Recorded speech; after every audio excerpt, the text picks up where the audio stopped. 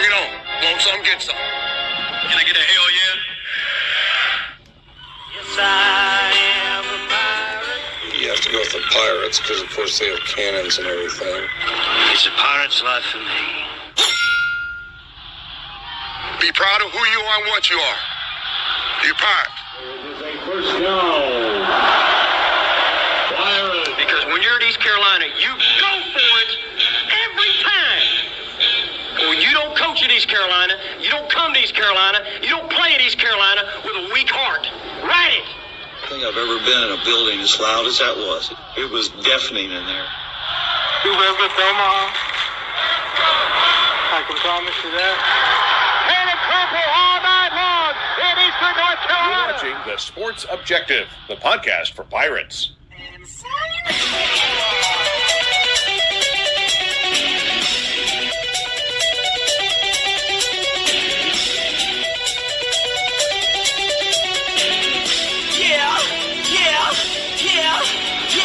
My heart is purple and gold. I'm a pirate down of my soul, and I don't back down not at all. Find out when the cannons explode. All right, welcome into TSO On Deck as we're getting ready for North Carolina on Friday night. I'll be able to hang out with my good friend and buddy Alan Vick, and I'm not sure about Johnny Robertson, but we shall see. We normally have 4, 5, or 6 guys, but right now we're down to a trio tonight, guys. You know, Johnny, we were talking earlier about bands we love, and some of those folks have passed away. The good news is our guys are on assignment, vacation, talking on the phone, on dates. I don't know. But Alan Vick, I'm glad you're with me tonight, my friend. I would never forsake you, sir, ever, ever. I'm just waiting till July 1st, or well, actually, it's probably more like July 5th or 6th, the first time I ever met Alan Vick, and it'll be 30 years coming up in July. Yeah, it's going to be a special night. You're getting something off the dollar menu, if there's still a dollar menu left, and it's going to be a night of reminiscing back when we were young and dumb. And I won't say the other part. Johnny Robertson. My buddy Johnny Stats Robertson, ladies and gentlemen. Nothing like Johnny Stats. Hey, well, first of all, Dave, good night. Good evening, everybody. Alan, Dave, congratulations on your anniversary.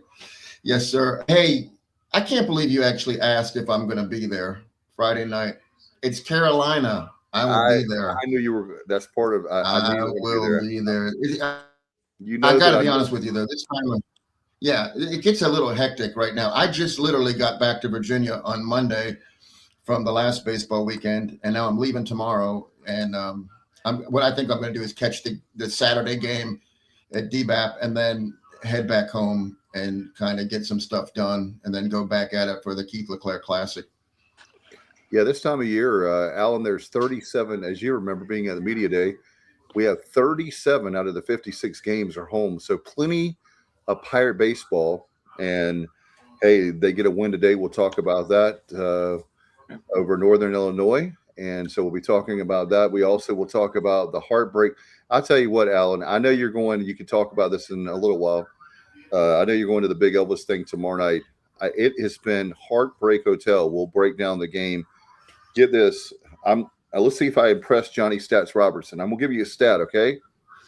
We've lost 6 straight times to Campbell, the Camels, by not 10 runs or 5. We got blown out. No, 6 one-run games. The last 6 games, we've lost by 1 run. It's just really pathetic. Campbell has become – a game that I wrote just as bad, probably, or more than Carolina. It's that big for me. Let's beat the Camels. Yeah, I agree, Dave. I'll add a couple stats to that. 6 in a row, losing by 1 run. But the irritating thing is 5 of those games were away from Greenville. We only played 1 of those games in Clark LeClaire Stadium. So, it wasn't a 3-3 split. It seems like that second game, which is, the one that's supposed to be in Greenville, seems to always have bad weather for some reason, if you know what I mean, and gets canceled. So either we should play the first game in Greenville, or we should just do a 3-game series and rotate, one site 1 year to the other site the next year, because they really amp up for us. And, they look, I think they forsake their Saturday, Sunday the whole weekend lineup. They're aiming for Tuesday. They're aiming to beat the Pirates. And Well, I'll tell you what. So far, they got the recipe. My favorite. What I would do is I'd put one in Greenville, one in Bowie's Creek, one in Segra Stadium in Fayetteville, or Zebulon has a stadium. I don't even think that's good because we did that, and then the one in Greenville gets canceled. Oh yeah, we can't keep having the last game in Greenville and then have it get canceled, and then we don't get that home game, and they continue this stupid. It's unbelievable, really. Mm-hmm. I mean, I do give them some credit, although I hate every second of it. But hey, another problem with Campbell is, and those 6 games that we lost by 1 run, we've yet to score a run in the first or second inning. So, I mean, we're playing, we're only getting 7 innings worth of it, run production, and they're getting 9. And that's part of the problem, man. We just got to get an earlier start. And our leadoff batters are hitting less than 200 in all 6 of those games. If you count the average of the person that's leading off the inning, we're just not getting good production. So we need to jump on them early next year or later this year. Alan, jump on the Camels. Jump on them. Get on those Camels. Just think how mathematically impossible it is to lose 6 straight 1-run games. It's just we need to have a demon exercising or a Ouija board. Or I don't believe in any of that stuff. But I'm willing to do anything now to exercise those demons with Campbell. I mean, it's just incredible how that has unfolded. I mean, Alan, do you think that, like yesterday when it was 2-1, that had to creep into some heads? Oh boy. Yeah. I would just wonder if it just gives the Pirates, for whatever reason, the yips. I mean, and they just cannot get over the proverbial pun intended hump. With Campbell, it's just the games have played out so similarly over the years that it's just wild. It's weird. I couldn't agree with you more. Weird. And it's weird. No, I've had enough of Jet music too, by the way. What's the story on that? What's the story on that name? I mean, that's his real name. I think it's like Jet Aaron Music. It's just his name, Jett. Yeah, his last name is Music. So that's not a state. He's a Carolina kid. No, I think is he from Middle River? I don't. He's from. He's a Carolina kid. I know that. But yeah, that's his name. And he didn't even make the old name team. I saw the NCAA. I don't know if it was D1 Baseball or one of those people that cover baseball exclusively. Put out an all name team, and Jet Music didn't make it. So I didn't know how that's even possible. But Richard brought up a point about. Thank you, Richard Allsbrook, our dear friend, originally from Williamston and Martin County. Richard, what a super guy Richard is. I love Richard. Yeah, one of the best. I'm surprised he calls me a friend. But anyway, the pitch, that's how he's a great guy. He puts up with me. They pitched their ace, saved him for us. It's their Super Bowl. And he says Jet Music is from Clayton, Johnston County. Okay, thank you. Thank you, Richard. All right, we got another.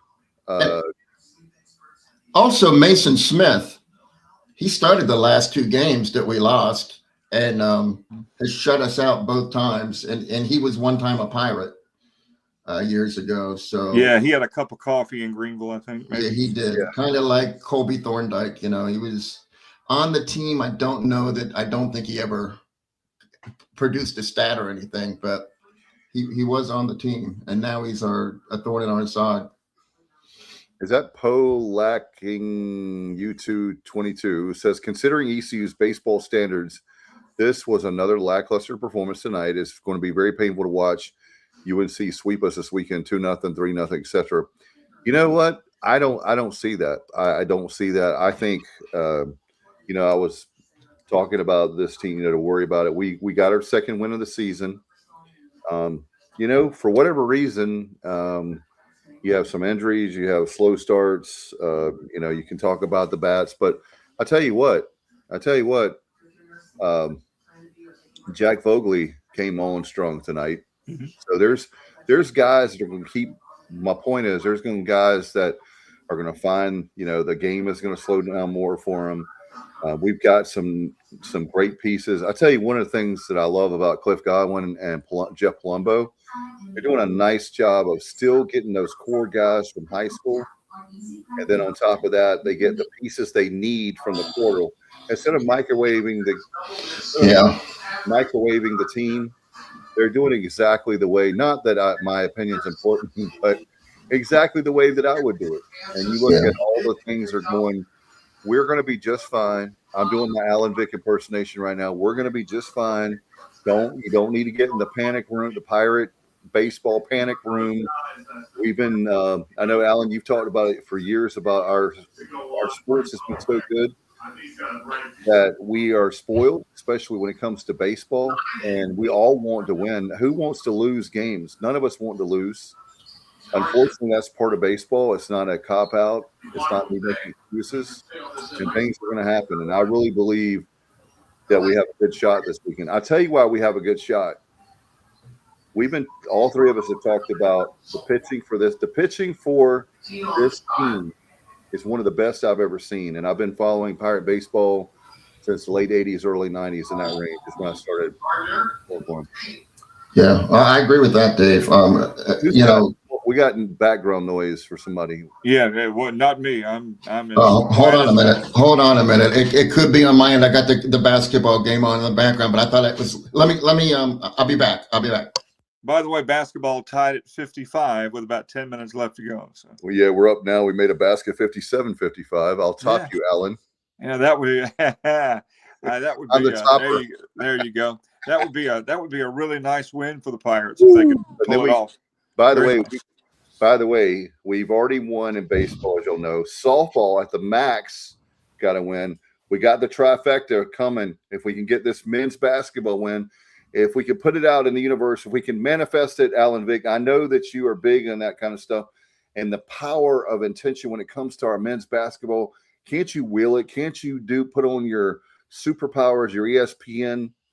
If you think it hard enough, you can think it into existence. All right, there you go. But yeah, I mean, what a nice win that would be for Coach Schwartz and the guys. Hopefully that can happen against a really better than average Wichita State team. Yeah, and not only that, Johnny, but we're fighting for our lives when it comes to postseason play. Yeah, men's basketball. Hey guys, before I forget, and we'll get back to baseball, we got to give our friend of the show, Kim McNeil, another big win last night at Minges at Williams Arena. Now 20-7 on the year, 20 wins, and they're out now officially. Not that there was really any doubt. But officially now they're locked in for the women's basketball tournament for the American in Birmingham coming up in the next week or so. So congratulations to Kim McNeil. We got to remember, guys, to get her on the show. It's not that I've been doing it on purpose, but my job is like nuts right now. And good problem to have. It's good to be employed, but would love to have Kim McNeil back on and just want to tell her how much we think of her and appreciate the job she's doing in Greenville for the Pirates. Yep, classy lady, good basketball coach. She relates well to her players and the administration, the community. She's been quite a find. That's what we talk about, with Jeff Comfer. He's done well hiring coaches, and Kim McNeil is a great example of that. John Gilbert, you mean? Who did I say? You said Jeff Comfer, but did I? I hope Kyle's not watching. Hey, I'm probably going to get kicked off the show for that. No, you're not. Thank God Kyle's not up here. Did I say Jeff? And the reason I said Jeff Comfer was Northern Illinois. I still got Northern Illinois. There you go. Okay. Hey, I'm sure Coach McNeil would love a lot of fans for the Rice game. That's a huge game. Yeah, Saturday. Yeah, and maybe I should go to that game and just track the baseball game on my phone instead of going to DBAP, but I don't know. I'm gonna tell you guys, the weather for the weekend does not look. I know that went into my evaluation. Believe me. Yeah, unfortunately, I think it's iffy. Let's put it that way. Yeah, I think Friday looks good though, right? Friday afternoon, I think it's gonna be okay. Friday night is from Friday night on doesn't look. Yeah, I don't care as long as it's good from like 4 to 7:30 on Friday. They're having the baseball game at 6 a.m. So it's a breakfast with the Pirates. You can go there; they'll serve you breakfast. Not really. Everybody's gonna say what? No, it's going to be. I have a prediction. I bet they move up the Friday game. I know nothing, but just judging by what a little bit I've seen, and now hearing both of you talk about it, my gut feeling is they'll move that start time up a few hours to get the game in on Friday night. If you could do it with television and whatever, that'd probably be a smart thing to do. If it able to make the it all work out, and dot the I's across the T's for sure. Yeah, but like a 2 or 3 o'clock game. I know that sounds odd, but something like that, you could get you definitely could get. Yeah, and you hate to have to do that because, obviously there would be a slew of people there. We may be okay through 7:30, 8 o'clock Friday night, but we'll see. We definitely shall see. And Johnny, man, I tell you what, appreciate you so much. Alan and I take it for granted, and I'll speak for Alan, but we take it for granted that we have ECU so close. So here's a dude that's like, yeah, Dave, I'm on 95 right now. I'm coming down to the game, and I'm going, it's a struggle for me to drive 40 minutes south. Alan can crawl to the stadium, and and I've done it before, yeah. Yeah, you have in your 20s. Yeah, I don't mind. I think I may be an expert now on Eastern North Carolina geography. I take a different route. I don't stay on the high. I get off of 301 in Virginia, and I go the back roads. Unless I need to get here in a hurry, and then I might take interstate all the way. And I take a different route every time. I've seen a bunch of different towns, and I enjoy that part of it. I heard that Johnny, I'm gonna put it out in existence, but I heard Johnny is writing a book about his travels and every town that he goes to. He could write a whole book about your trip from Greenville, North Carolina to Haymarket, Virginia and back, and all the stops in between. And I found this lovely restaurant in blah, blah, blah, whatever town in Weldon or wherever you Actually, that's one thing I don't do. If I'm eating, it's like Sheets. But I could tell you every exit of 95 in both directions, where all the best places are to get something to eat if you wanted to. And I mean, I've learned everything about 95.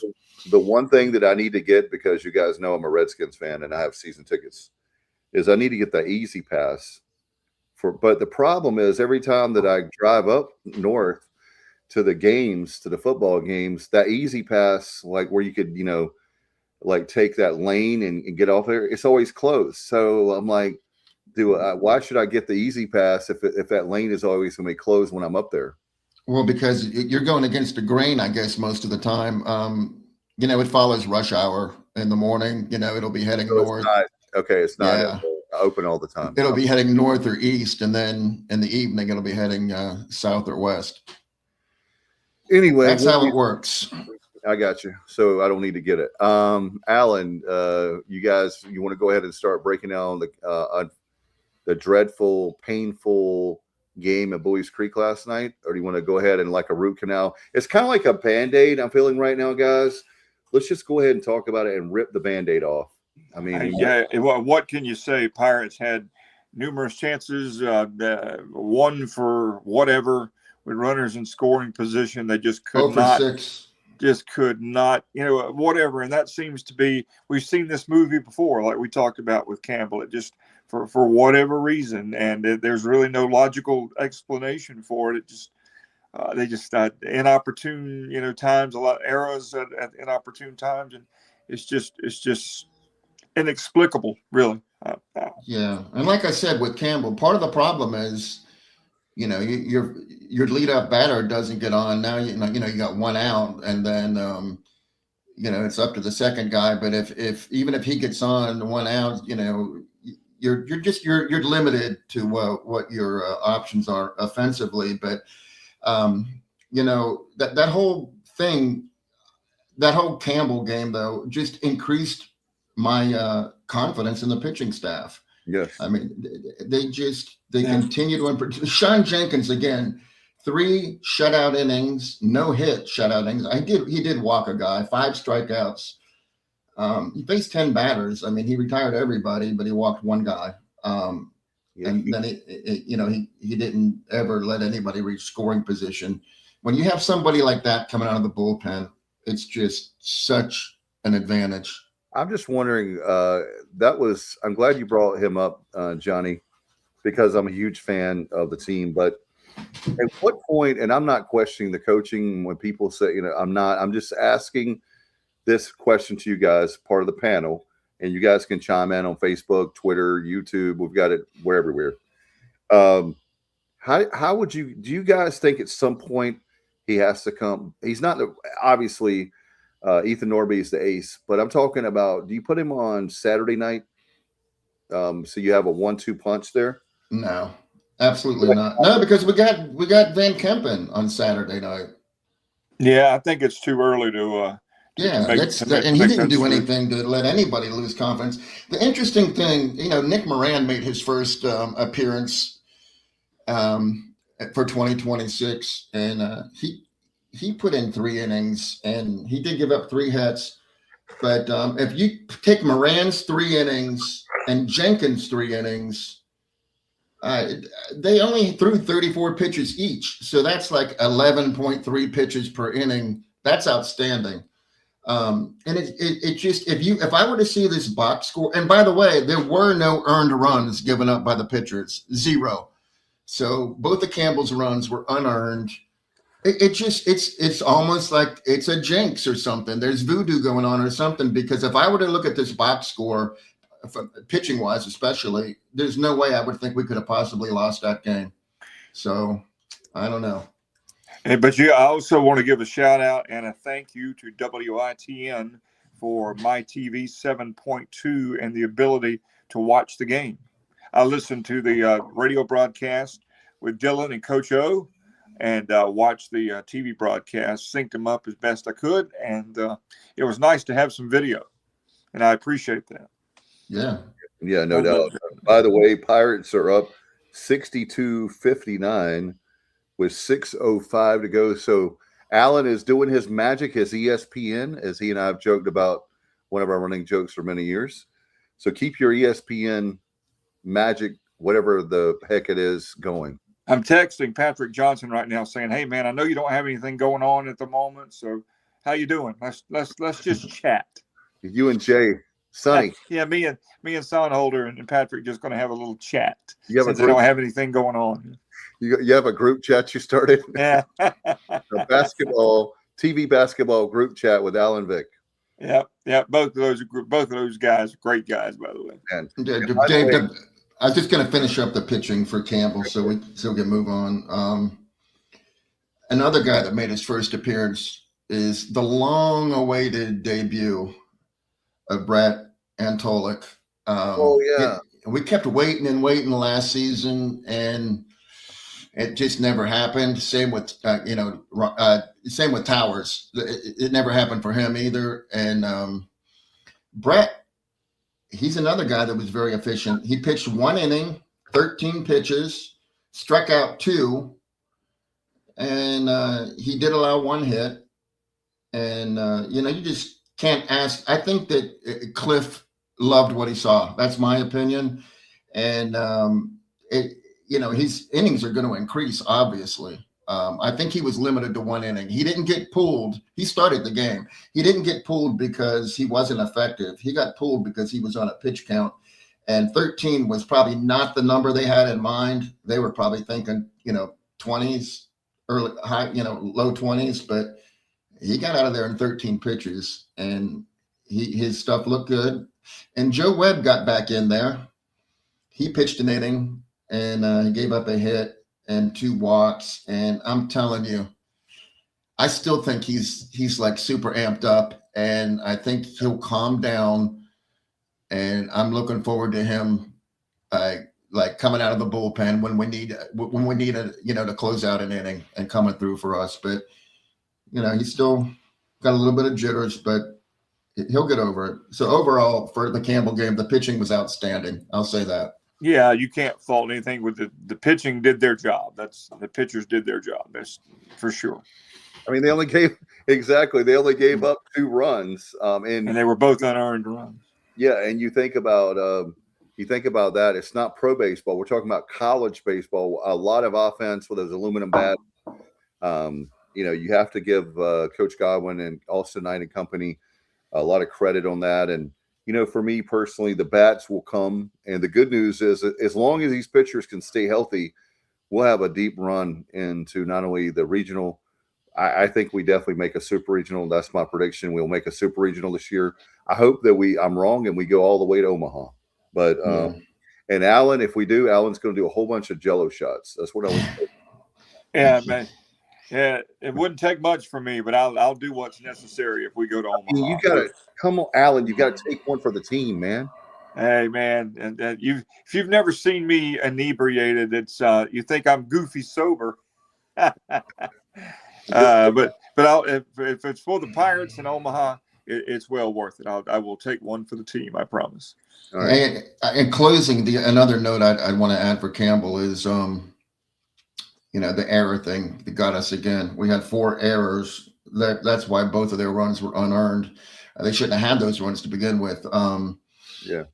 So in the past 420 games that Pirate baseball has played, 420 games, they've only committed 4 errors 3 times in 420 games, and 2 of those were the last 2 games. Not the last 2, but 2 of the last 4 games, Xavier and then Campbell. So I think, today they only committed 1, and that was by the young freshman pitcher that, just put a little bit too much on his throw to second base.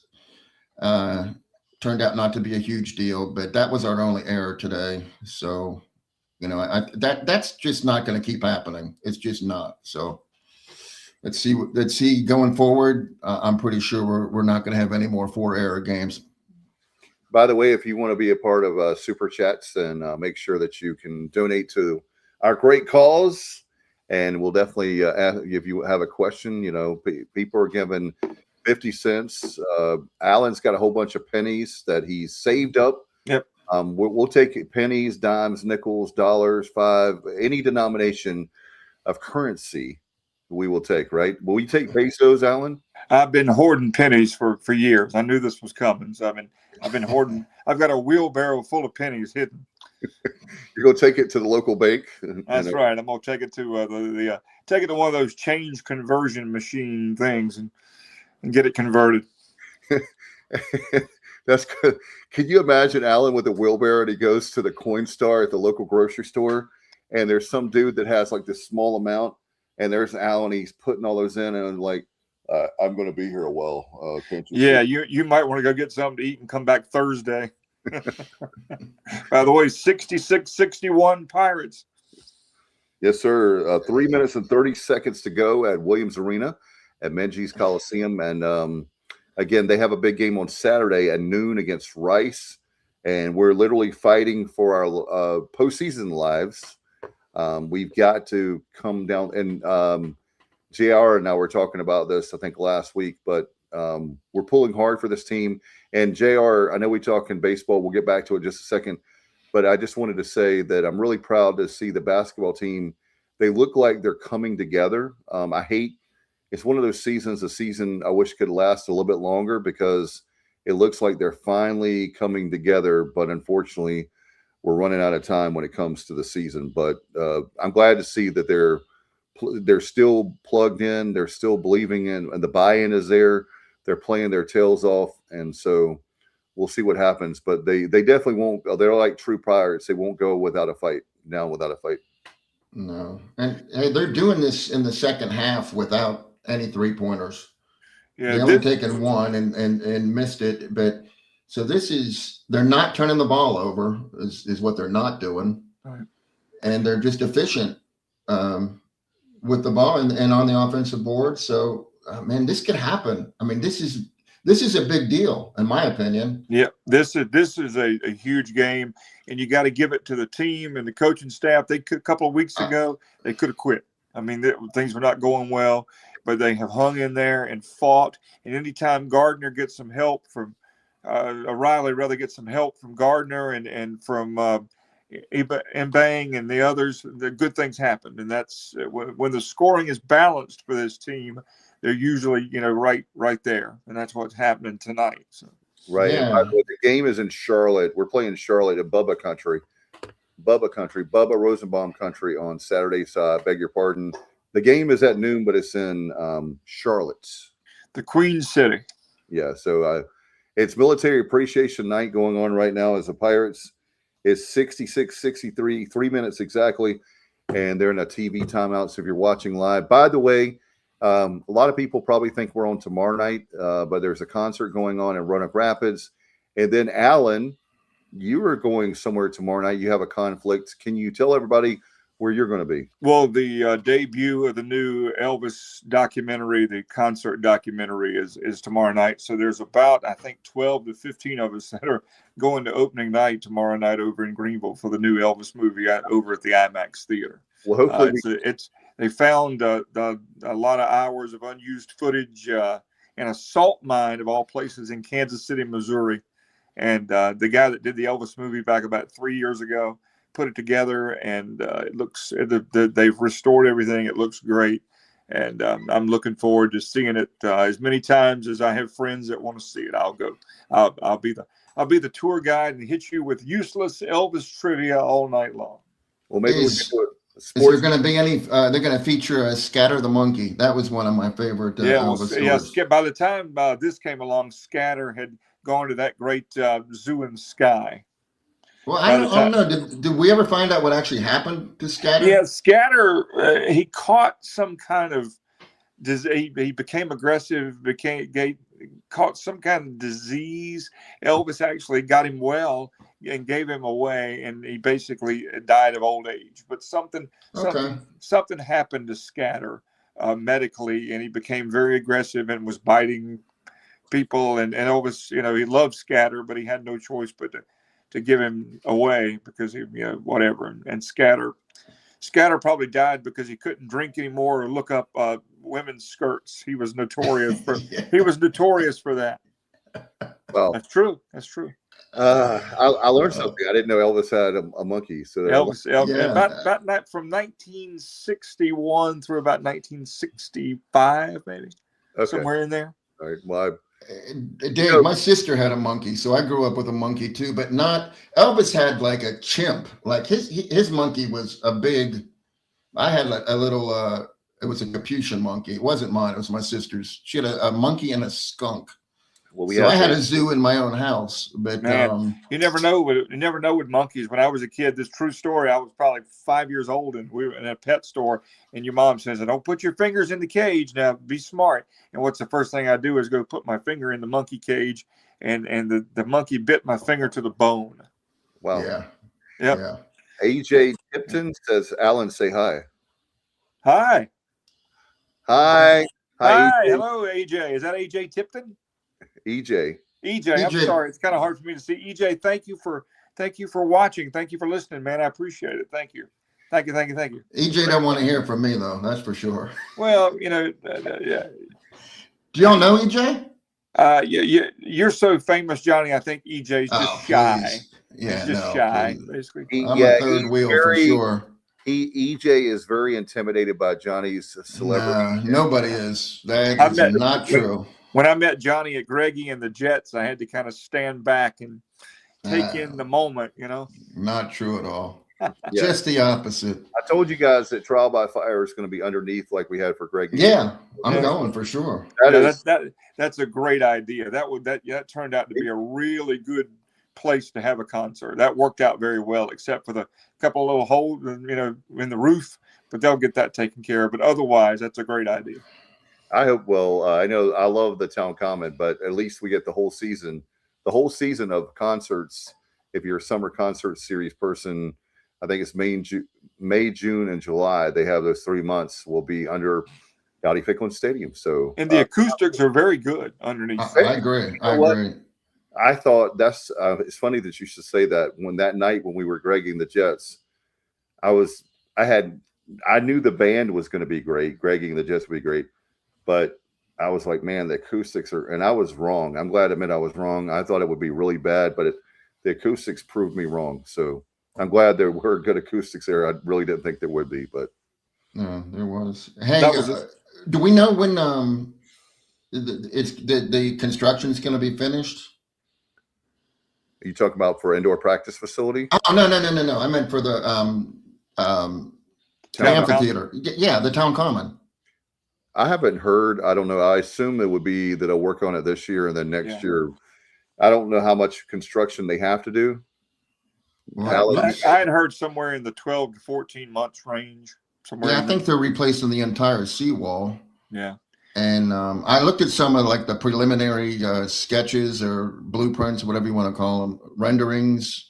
And if it turns out like those drawings, it's going to be a huge improvement. It's going to be really nice for especially people visiting from out of town. They'll be impressed. And Greenville needs something like this. Greenville's big enough. And, the music scene in Greenville years ago was second to none in Eastern North Carolina. It kind of died out for a few years. And now hopefully with the amphitheater being redesigned, it'll come back. Well, did you hear Mayor PJ said that he went to a concert in Raleigh and he was taken aback by how many people from Greenville greeted him, and just said hello and all that. And he was like, there's no reason why all these people should be traveling to Raleigh. We need to keep them in Greenville, and there's no reason why we can't, attract the same musical acts. And that was nice to hear. Right. I'm no politics here. I'm just a big PJ Conley fan. Yeah, me too. I think he's done an excellent job as mayor of Greenville. Well, he's not had 5 terms, right? So something like that. So he must be doing something right. Let's talk about baseball, since we did get a win tonight with NIU. I thought, I know people, I think there was a gentleman earlier, I'll put this back up here, but considering ECU's baseball standards, this was another lackluster performance tonight. It's going to be very painful to watch UNC sweep us this weekend, 2-0, 3-0, etc. Again, we talked about this early in the show, but now that we're getting ready to talk about NIU, I think we did very well. I think we put up 12 runs, right? 12-5. Right. 11. Was it 11? Yeah, I think we put up 12 against Xavier. Yeah, 11 against NIU. Yeah, we did what we had to do. We took care of business. I mean, I don't know what tonight, it was not a must win, by the way, but it really feels better going into the Carolina series with a win. I think ECU, if you look at the bats woke up. The pitching was still good. I think we had a good night tonight. I don't see a whole lot of negatives coming out of tonight's game. By the way, we're down to 65 seconds left in the basketball game.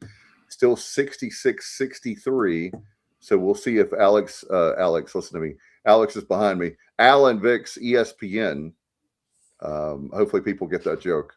Yes, I have ESPN 1, 2, Deportes, Deuce, Classic, and I think there's 4 or 5 more. I miss ESPN Classic, by the way. I thought that was a cool channel. I'm sorry they did away with that. Me too. I guess they said there's a lot on YouTube and we don't need any more, but I'm going to segue to NIU with going back to Campbell for 1 second and talking about 2 outs, top of the 9th inning. We need a run, and Davin Whitaker goes down 0-2. He starts off his count 0-2, and he just battled, and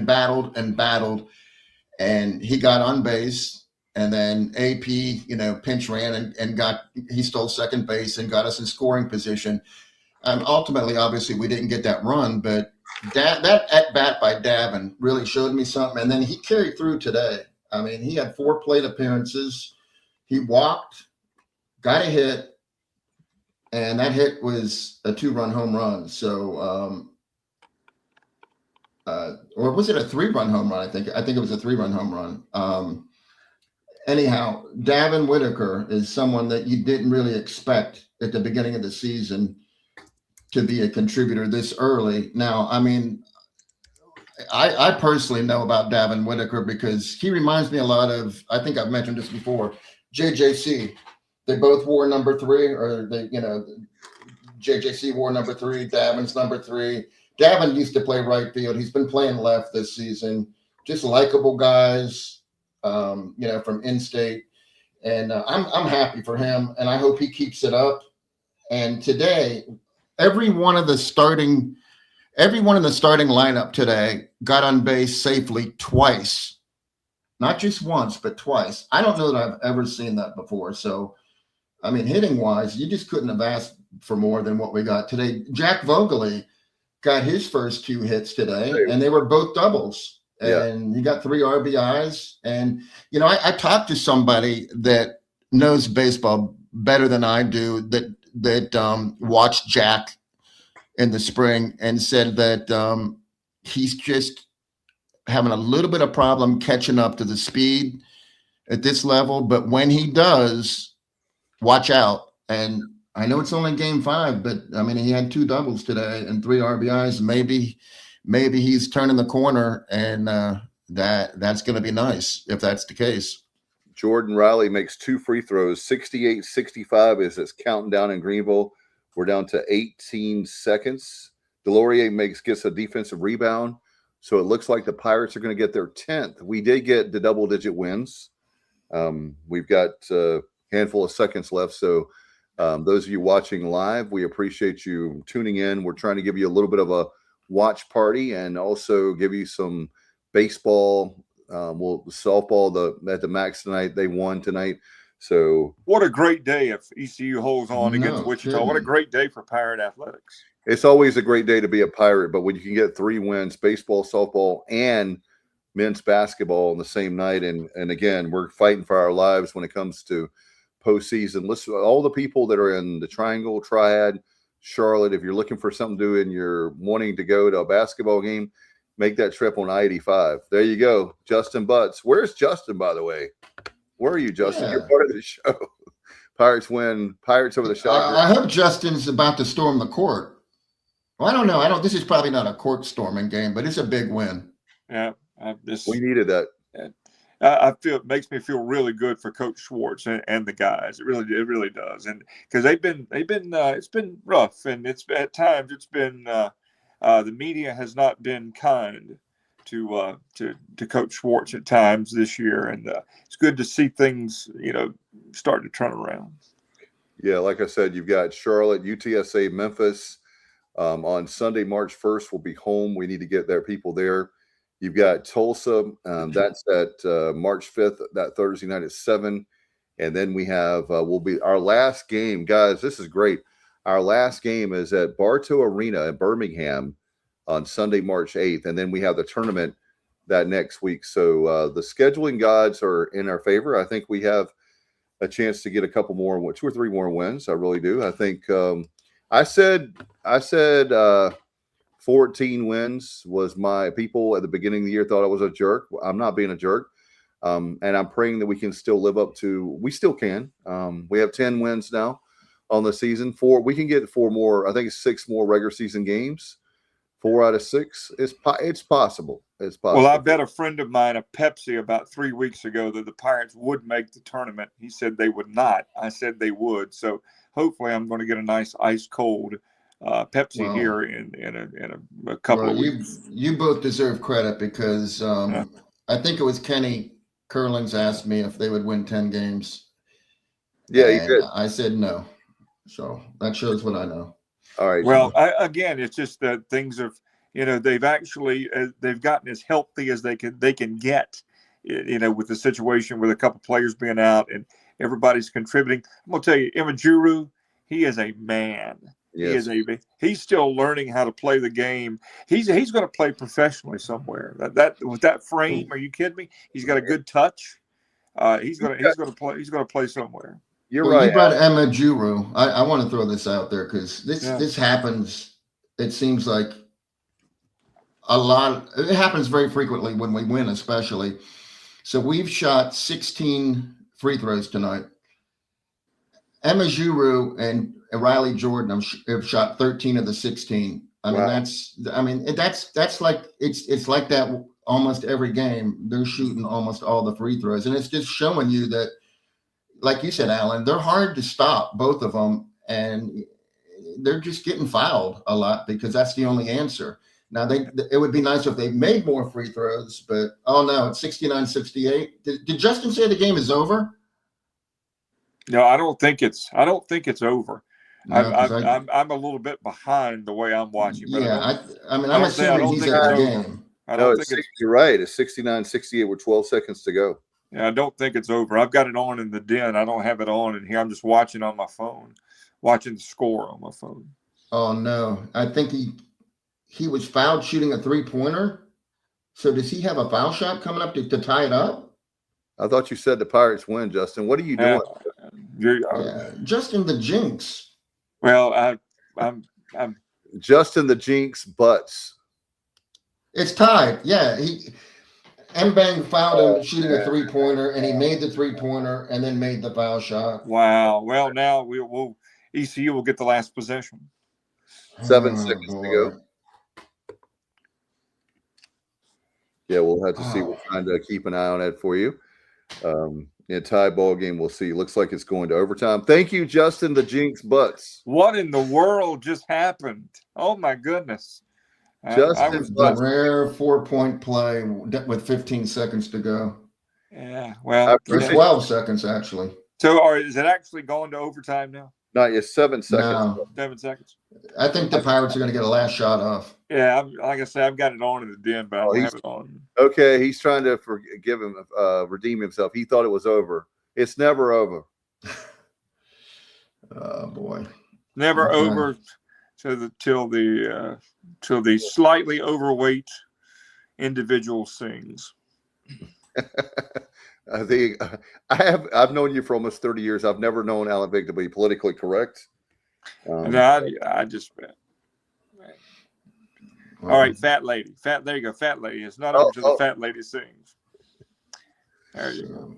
All right, yeah. By the way, again, if you're joining us, some people are going to probably tune in tomorrow night, but we're doing the show tonight, and hopefully we can get a Pirate win somehow to basketball. Come on, we're that ESPN magic of Alan Vick. I take it back. I don't think it's working. Yeah, well, I'm getting older. I don't have the stamina I used to have. I'm not touching that one. Johnny, you let's talk baseball because this is I was just going to finish up with oh man, what? You mean Kyle sings? Justin's trying to get one of his daughters to bed, and so he's being a good. Thank you, Justin. You're being a good dad. I'm teasing you, giving you a hard time, and we've all been there. My baby girl is already asleep. She's been asleep. She's been asleep but she was asleep before we even started the show. So she's a sweetheart. She's a sweetheart. She loves Alan. In fact, I was really shocked that she did. We were trying to make it on Saturday night to come see Alan Vick. He was hosting a party, and but anyway. I love me some Mackenzie. She's going to break some hearts. You better be careful. You better be ready, Dave. You better be ready. You got your ammunition ready for. I've always believed in, and this is a true story. I'm joking, but I'm not joking about this part. I've always believed in the Second Amendment, and I think I'm going to have to use my Second Amendment rights. Yeah. Because she has a great boyfriend now, and that's really hard for me to say, but. My son Alex has a girlfriend. She has a boyfriend, and I'm just like, "Are you serious?" But they're growing up, and their boyfriend and girlfriends are great. So as long as they treat them well, and as long as they're good citizens, then that's what I care about. So I totally agree, and that's great that both of them have good boyfriends and girlfriends, and things are going well. Because, as you know, as a teenager, there's a lot of drama. A lot of drama. Yep, Alex will be a teenager officially on March 20th. Yeah. There you go. So, all right, we're going to by the way, we're going OT. This EJ wants to see your face, Johnny. Can you show your face? Yeah, you know what? When's our next show? Sunday? It is. Okay, I'll have my camera situation. And by the way, we're not Meet the Press, even though if it's Sunday, it's TSO. Yeah. I can attest, EJ, that Johnny is devastatingly handsome. Devastatingly handsome. I didn't know you were a liar, Alan. I thought you were an honest guy. He's got that classic jawline, that movie star jawline. He's got a $1 million smile. No, come on. Now I'm not going to put myself under camera because I can't live up to those. All right, put in the chat. Who wants to see Johnny's face? He's the great math Alan. man from Parts And Unknown. Alan- Right Hey, there. I was on. We were in Kent Island. Yep. I went live. Hey, Alan, you'll even see some Roberta Flack, right? Whenever. And first time ever I saw your face, I thought the sun rose in your nose.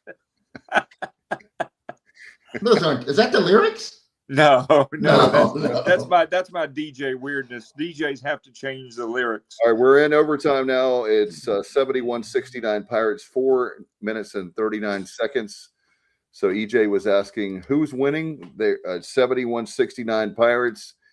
And again, thanks, Justin. You really make it. I'm starting to, if you can't tell, I'm sweating over here. I'm taking no stock tips ever from Justin again. Starting now. I'm writing down that note. Please do not promote anything that Justin said. I got burned on the air. I thought that my phone was behind and he was ahead. Pirates win it. And I'm like, oh, great. Justin told me to go with Walter Mondale in 1984, and look how that worked out. Dewey beats Truman. That's right. Justin was the guy that did the headline, Dewey beats Truman. That's right.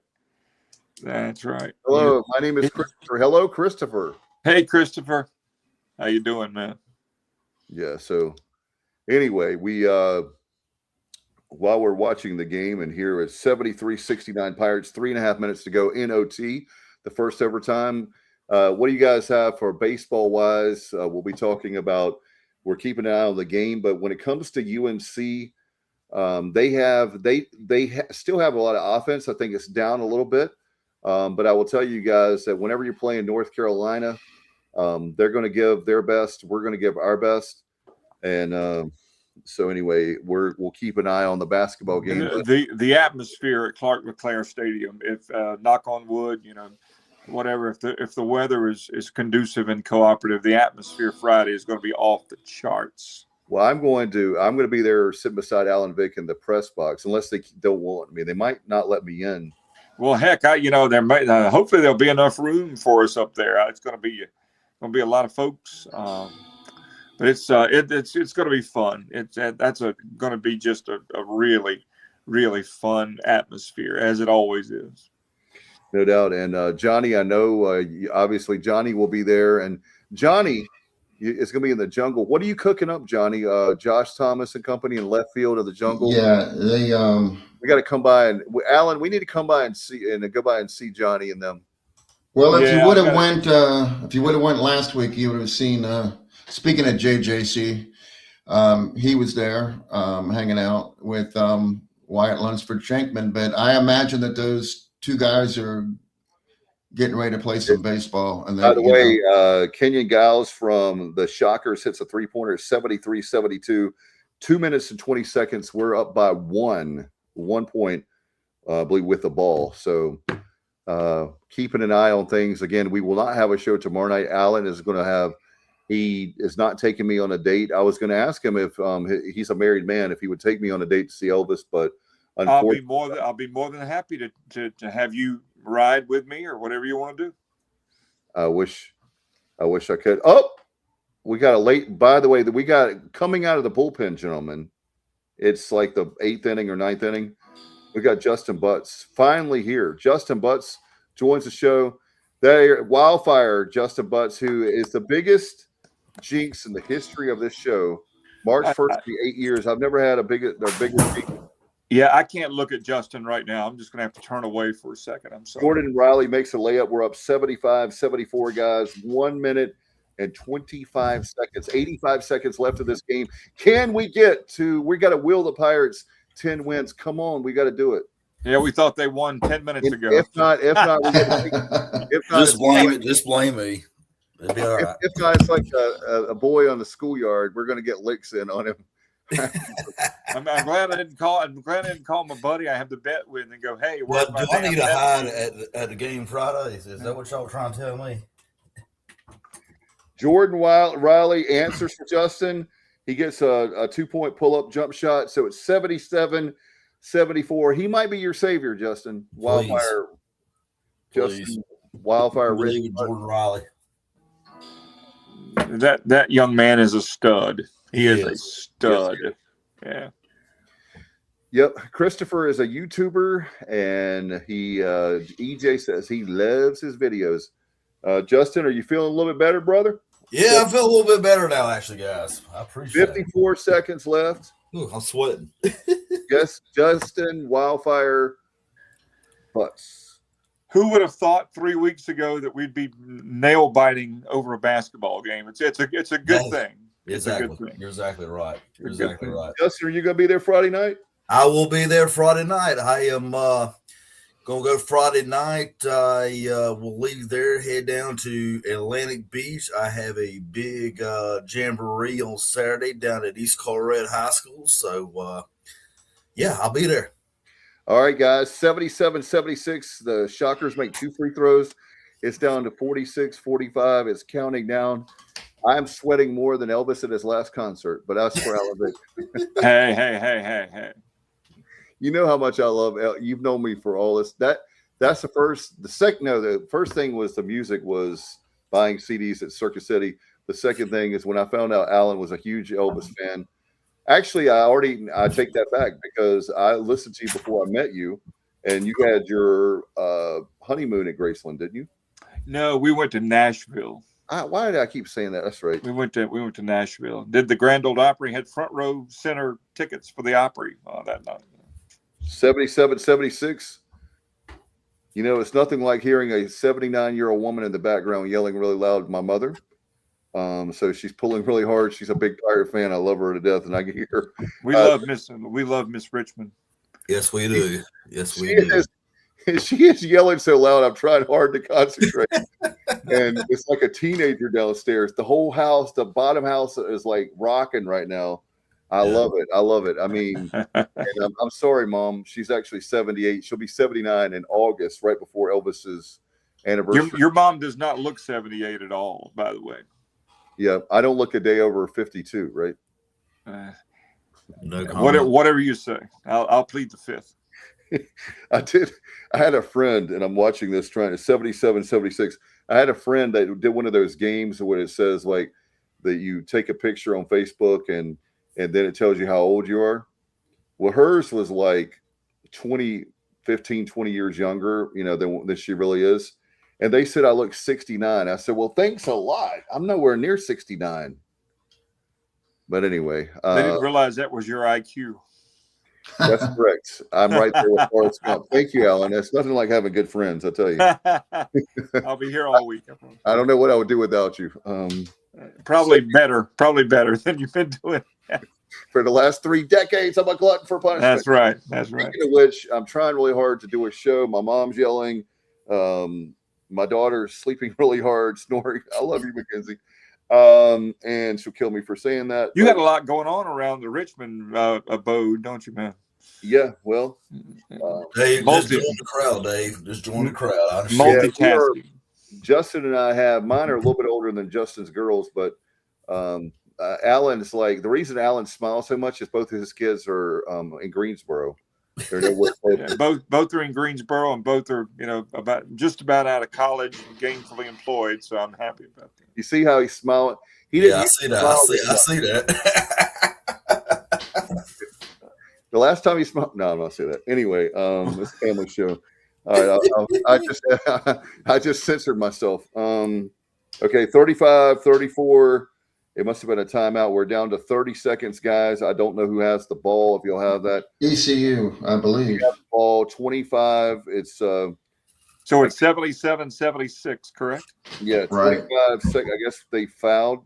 It's 25 seconds. So see, I'm showing 37. I'm about 12 seconds. I'm with you, Johnny. I'm about 12 seconds behind. Y'all always are behind. I have to catch y'all up, but all right, we're down to 25 seconds. Okay. Justin, so are we going to win this time? Or you put your reputation on the line here, bro. I'm going to plead the fifth on that. Hey, we're going to the free throw line. Oh, we made, we got a free throw there. 78-76 Pirates, 25 seconds to go. Alan is on the look at Alan. He can't even sit. Look, he's on the edge of his seat. Dave, I am that's sitting. why I'm not a- I am sitting on the right edge of my seat. 19, 18, 17 seconds, guys. It's down. Oh boy. This Or is why I'm 2-point not a game? betting man. 12, 10, 9, 8, 7. I feel like it's New Year's. 6, 5, 6 seconds left. Please don't tell me we fouled them. Probably did. Oh, all right. Should we talk? I mean, we're doing a show. Should we do the show and forget basketball? No. What do we got about? I mean, at this point, it says there's a held ball. Who's got the possession arrow? I think the Pirates do. Okay, I hope so. So So we're now down to they're going what, to have to 7 foul us seconds? again. 6. 5 6. seconds to go, guys. All right. 5 seconds. And Justin, you can. I hope you're going to redeem yourself because that was ridiculous. He had me all excited. I said, "He's ahead of me. He's ahead of me. Oh my God, we won the game!" And I then thought it was going to be over. Then next thing I know, yeah. Justin, you're going to lose your horseshoe for life if we don't win this game. Hey, Justin, don't count your chickens. That's why I'm not a betting man, Dave. I definitely. Alan Vick is the only one I know on the show that bets. He is like, he goes up and buys lottery tickets. He's betting on horses. So the last cruise I went on, I spent $200 at the casino. I lost 0. I said, "This is why I don't bet." I didn't even know what I was doing. I just started putting money in there. Well, I would just hand them the money and say, "Hey, you know what? when we don't worry about anything." We've been. It was so bad. I had to ask the guy how to even set everything up. That's how bad it was. Well, here's what we need to do. We need to take that money and all of us hang out together, watch like live entertainment that they have. So it's still 5 seconds. I'm not hearing my mom yell, so I don't know. Well, that's always a good thing. Yeah, she could be yelling at me. She's yelling at the TV, so I'm having like PTSD with being a kid. All right, 3 seconds to go. 78, 76. Are you trying to say something, Dave, about your childhood? So, Yeah. Yeah, having flashbacks. double overtime. Wow. Oh, God. So they hit a shot with 2 seconds left. 3, but I think, do we have enough time to try to get off a game winner? Yeah. It's like 8 or something like that. So it's tied at 78. 3 seconds to go. Jesus. Oh, my goodness. I tell you what, Justin, you will never, ever, ever live this one down. You better pray to God that Jordan Riley, some guy we don't even know, comes off the bench and makes a shot. There goes your Christmas card, Justin. I appreciate it. Yeah. Yeah, we tried years ago to maybe if people were interested, but we want to do a cruise with all the folks, and that was really early in our. The sports I like that idea, Dave. I like that idea. And we'll have Alan Vick sign some autograph. Johnny will definitely take pictures with you. You don't have to be Justin. You missed out earlier on. We were talking about that people are just very intimidated by Johnny with his celebrity status and everything, and they don't talk to him the way they should. Because somebody Justin knows that's not true because we've traveled together before. He knows. Yeah, that is. He knows the real me. Oh yeah. We're not going to talk about that, Johnny. No, Justin's one of my few acquaintances that dips. So I know that if I need one, Justin's got my back. Hey, Johnny, I got one in right now for you, son. I've been at the ballpark all day, so I've been, But isn't that outlawed? I guess you can still do it, but technically, don't ask, don't tell. Is my I like that. That's a great policy. Yeah. I don't know if I'm behind the plate, it's a little bit different. But if I'm out on the bases, working the bases, I do it all the time. Every umpire does it. Now it's a little bit harder at the Division I level with all the cameras, but at like the JUCO level and the lower levels, there's not really that many cameras out there. So Why are you telling on yourself, Justin? Why are you telling on yourself when now everybody's going to be looking for Wildfire? Anybody seen Wildfire? I already likes to dip. Like, yeah, isn't it amazing that you even have to have this conversation? That if you'd have told me 15 years ago you can't dip, you can't dip at a baseball game, or I'd have been like, "What are you talking about?" Oh yeah, you can chew bubble gum all you want, Alan. That's right. You know, Okay. It is amazing me the last 15 years the technology with these high school games that you go to. Every school in All North right. Carolina We has missed a got camera. now officially double overtime. Wichita State got a defensive rebound. Hey, Justin, before you finish that story, I just want to, before we go back to basketball, we got to acknowledge Jordan Riley. I mean, he's got 36 tonight. Let's root for him to get 4 more. He'll be only the 5th player ever to score 40 points. And tonight, he now has 589 points on the season, which is 7th best all time.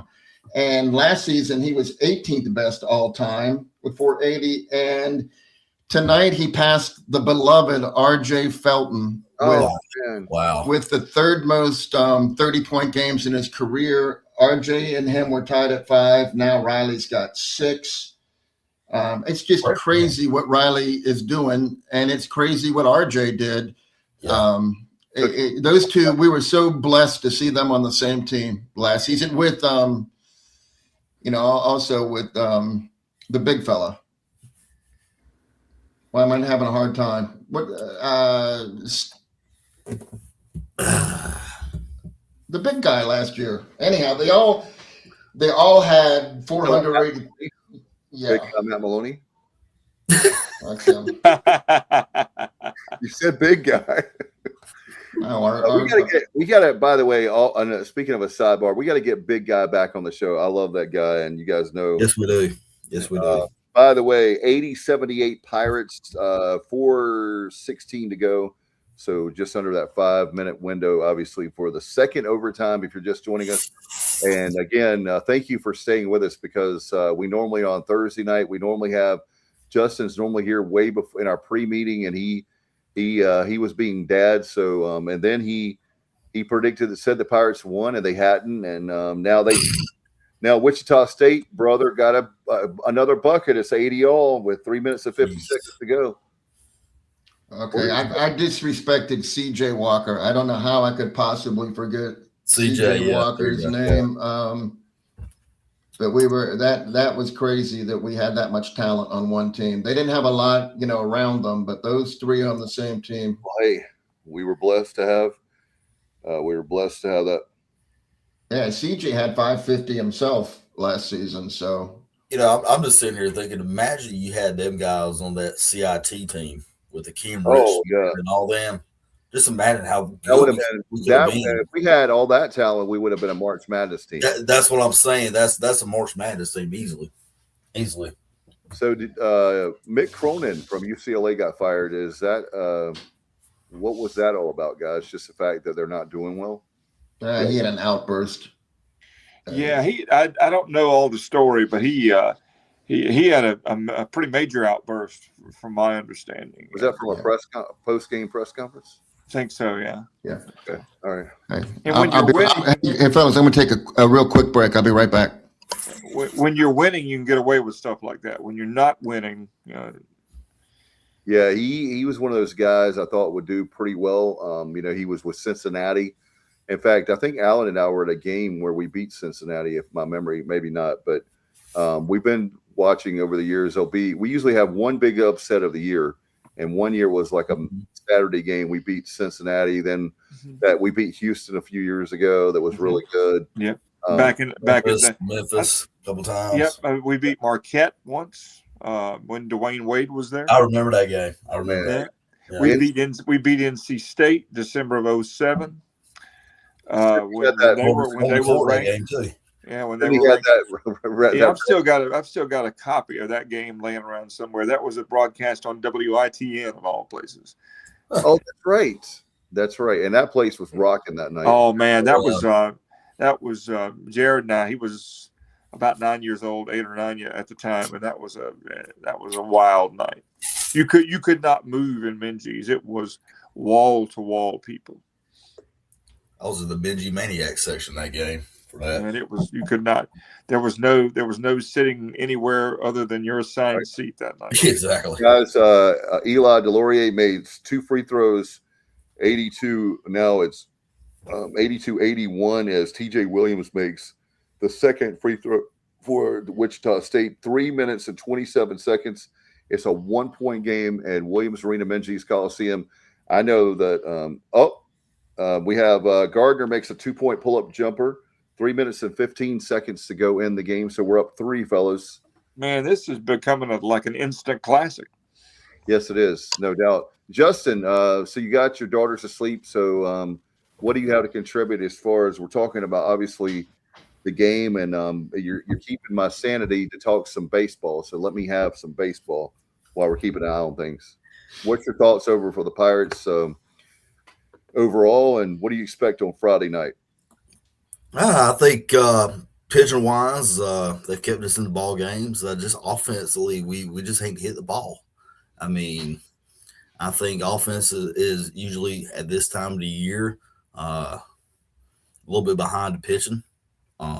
So I think we're going to be all right going into this weekend. I didn't really get a chance to watch much of today's game. I caught a little bit of the Campbell game last night. Thought our pitchers did well.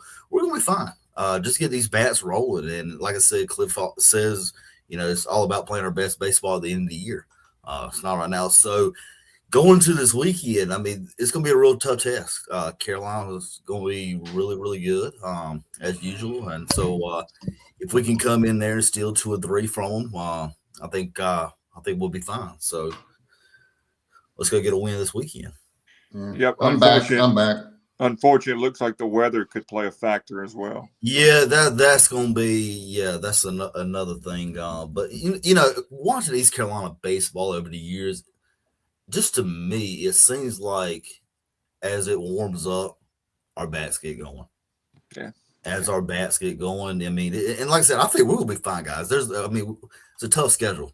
And Cliff sets it up this way. By the way, Imajura makes his first free throw is 85-83, 2 minutes and 39 seconds. We'll see if he makes the second one.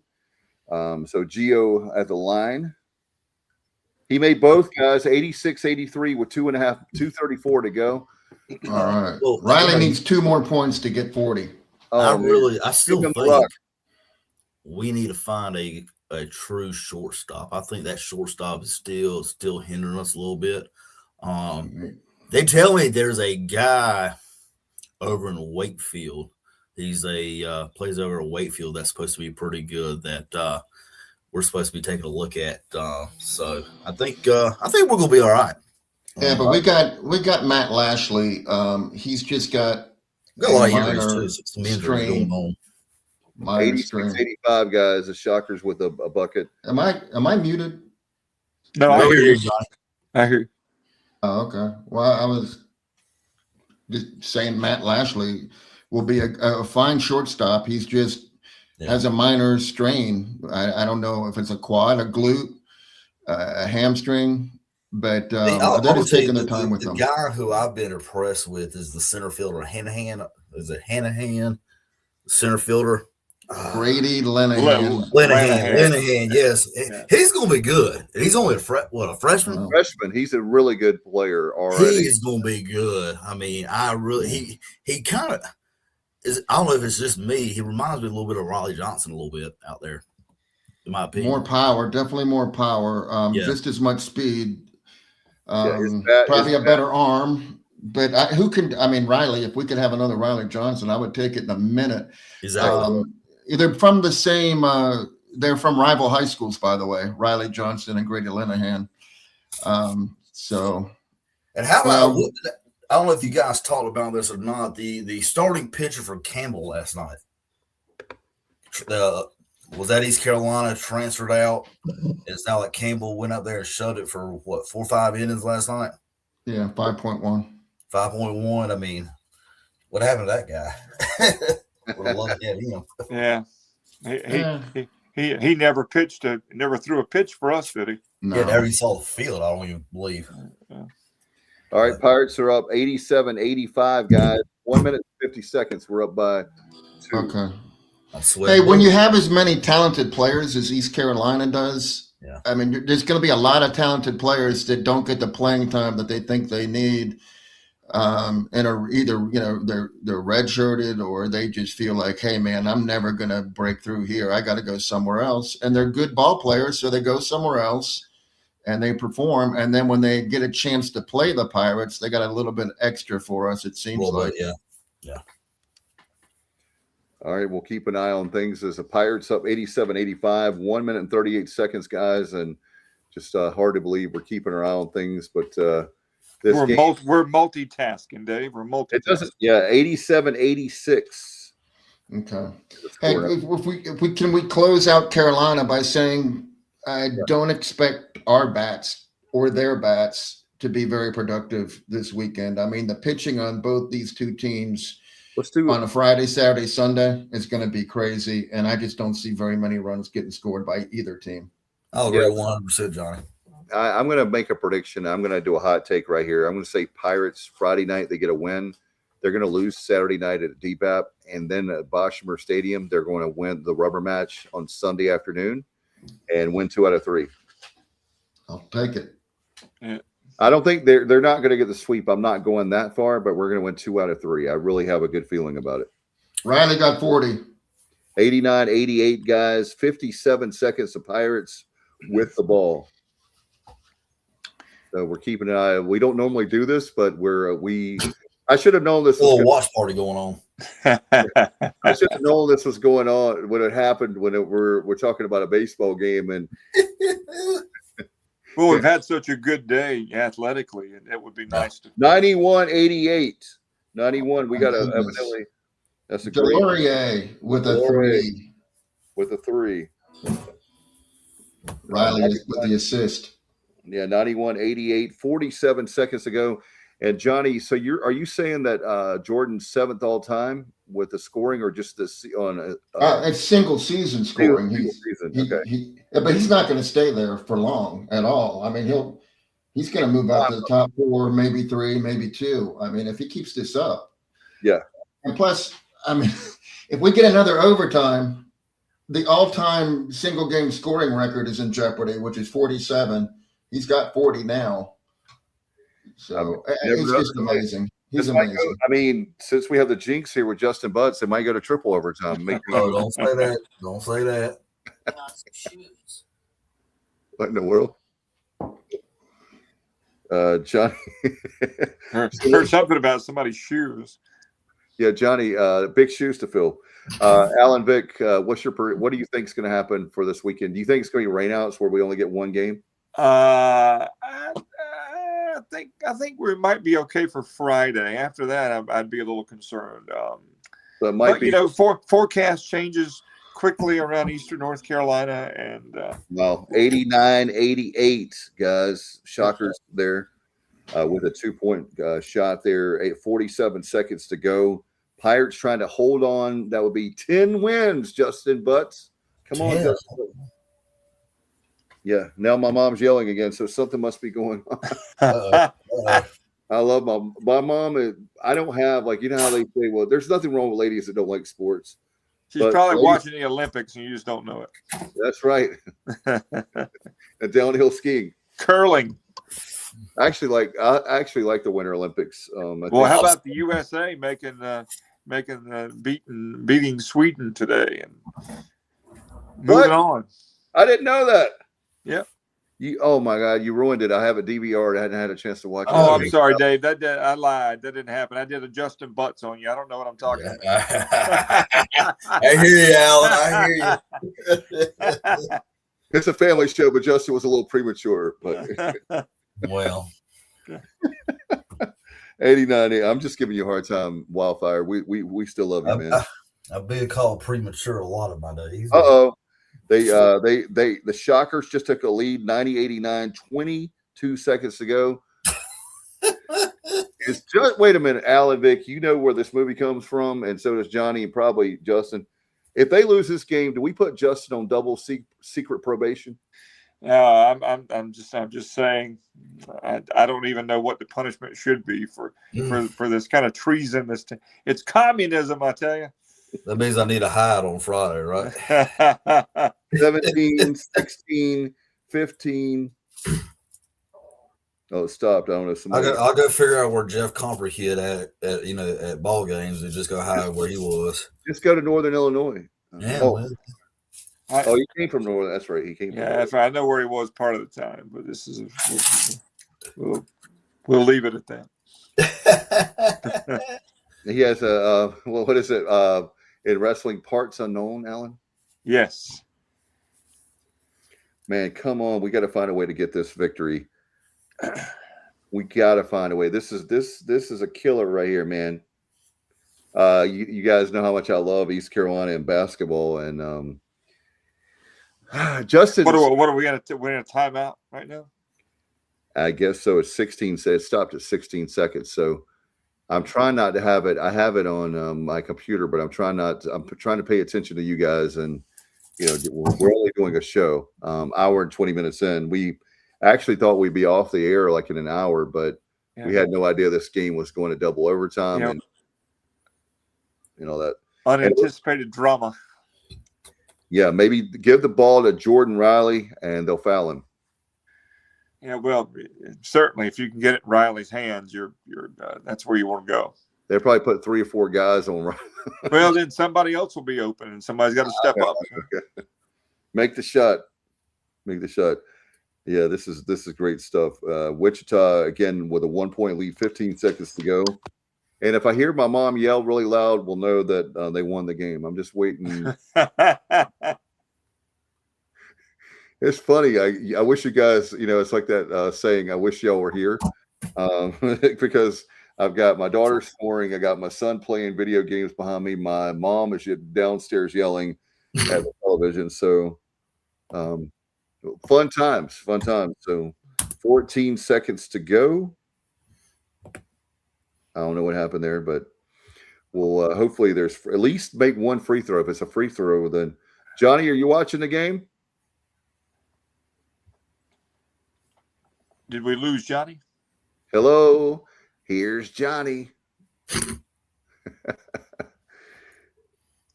Oh my goodness, 90 to 89. This is killing me. You're gonna make me go watch the last 10 seconds in the other room. If we hear you yell, then we'll know. Yeah, well, I'm gonna step away. I can't stand it. I'll be right back. Okay. It'll take me an hour to get there. So. Justice, like, please make it, baby, please make it. I'm on hands and knees over here. It's like, I know it's probably sacrilegious, but Will Ferrell and Talladega Nights when he's praying, I could just imagine Justin right now. Please, baby, make that shot, baby Jesus, please make that shot. That is true. Spitting image of it. I love that picture. That is one of the best avatars in the history of streaming, with Wildfire Justin Butts. Hey, appreciate it. Johnny, what you got? I see a chair there, so Alan hasn't thrown anything just yet. He might throw it to it. Well, that he's actually doing the show on his phone. So 90 to 89, still 14 seconds. He's on the show on the phone, and I'm in the bathroom. Oh my God! And we don't know where Johnny's part's unknown. We don't know where Johnny is. Johnny, are you watching the game? I think he is. I think everybody is. All right. Yeah. I'll take Justin Butts for the block. Let's see. They brought that back. Didn't they bring Hollywood Square? I think it's back. So I think so, yeah. I love that show. Yeah, the longest show in the history of, not really, of the show, but the show's existence. By the way, Justin, March 1st is our 8th anniversary. Okay. So yeah, I'll be at LCC that day for a ball game. Working with that. I'm actually working is like with the longest. What in the heck is going on? The longest 14 seconds of my life.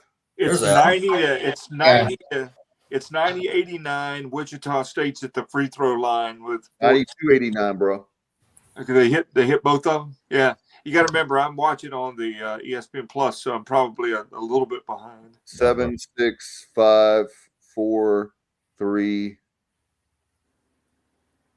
and it stopped. I don't know what happened there, but to be sure, they wouldn't let us get off a 3. You would think they would foul to keep us from shooting a 3. But if they foul it, if they foul behind the 3-point line, we could. Yeah, but you got to foul before they had a chance to get a shot off. Yeah, you're going to do that. Yeah, definitely foul, and then we would still we would still be down 1. Yeah. As MacArthur once said, I shall return. Oh my goodness. 92-89, 3 seconds. Mm. And I think, unfortunately, I'm looking here, by the way, guys.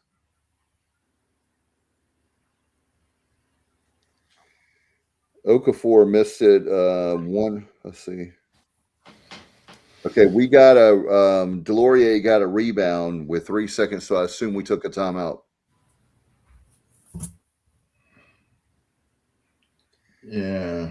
Game over, guys. We lose at 92-89. I'm going to hide. Well, I hear there's this thing called Witness Protection Program, Wildfire. So I need to check into that. I'll check that out in the morning. Oh man, that really hurts. That really hurts. God, that sucks. Yeah. Yeah. Yeah. Well, let's see if we get our TSO basketball correspondent Alan Vick is coming back to the cameras. Alan, what you got, brother? Not good news, gentlemen. Get 92-89. The Wichita State player missed 2 free throws, and we had time enough for a heave. And it came fairly close, actually, but Pirates go down in double overtime. It's been that kind of year. But, you know, I told Justin, by the way, Alan, you missed that because you were our correspondent for basketball, that there's this thing called the Witness Protection Program. So, yes, you ever does the name Jimmy Hoffa mean anything to you, Justin? Yes. Yes. One of my friends was a big Cubs fan, and I didn't think about it. In 2017, I was like Justin, and I was like, congratulations. And he was livid because, you know, being a Cubs fan, it was like, I think it was in the 7th inning. I thought they were going to win it, you know, and thank God they pulled it out.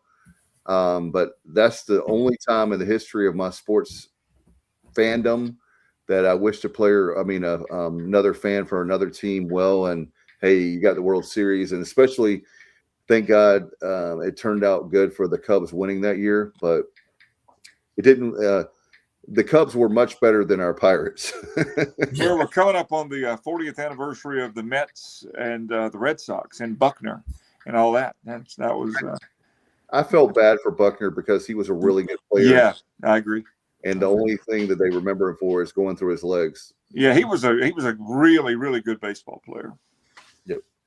All right. Well, we have that go down not the way we want it, guys. Do you have anything, Justin? I gave my predictions that the Pirates are going to win Friday night, weather permitting. If we have a game on Saturday at DBAP, I'm saying Carolina's going to win that one, and we win at Boschmer Stadium on Sunday. Justin, what you got? What you think is going to happen? Friday night's gonna be a pitching duel. I believe it's gonna be a 3-2, 2-1 type ball game. Saturday, I'm gonna defer from you, Dave. I'm actually gonna say we get the win.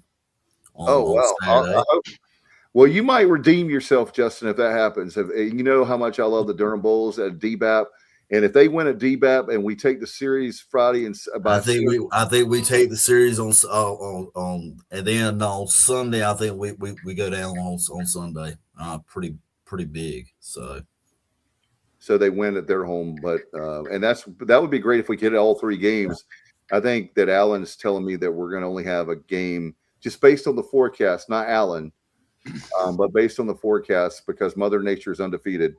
That we're only going to have 1 game out of the 3-game series. I think I can put money on that myself.